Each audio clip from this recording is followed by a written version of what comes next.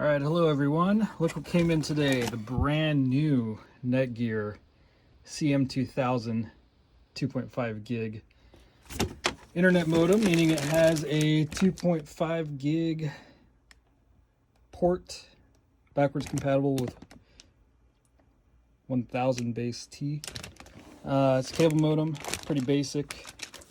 It's gonna go into the Nighthawk, which goes into my partial 10 gig switch. Currently with the MB8600, but it wasn't for sale anywhere else other than Netgear's website. It's $250. What's in the box? We got the manuals and power supply and Ethernet cable. Pretty cool.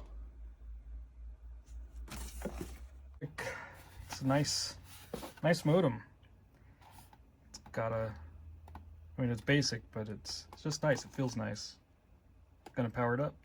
All right, so this is the result. We're online and we got 32 channels, 5 channels up, and the DOCSIS 3.1 OFDM channel. No upstream OFDMA yet though. That's the Nighthawk CM2000 modem.